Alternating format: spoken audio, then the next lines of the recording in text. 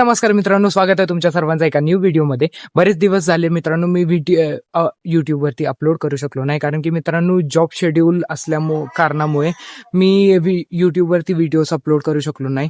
आणि मित्रांनो आज माझा वीक ऑफ असल्यामुळे मी थोडंसं अशा ठिकाणी जात आहोत. थोडक्यात ते एक मठ आहे, स्वामी समर्थ महाराज यांचं मठ आहे, मसूर येथे स्थित.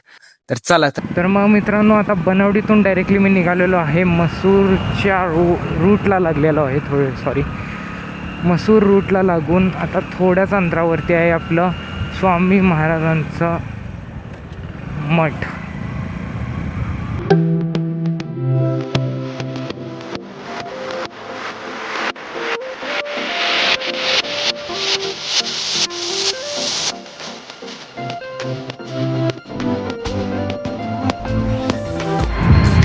हे घ्या मित्रांनो, मठ आलेला आहे.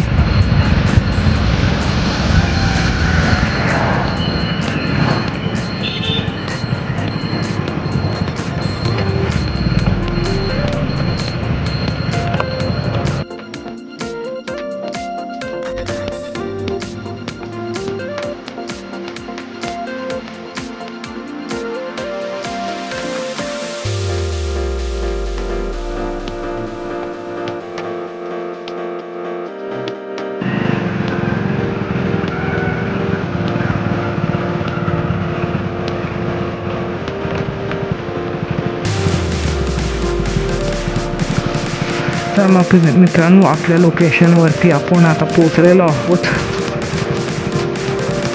आपला न्यू मेंबरला पास केलेला आहे नाईसली असं. आणि आता आपण जाणार आहोत श्री स्वामी समर्थ महाराज यांच्या मठामध्ये.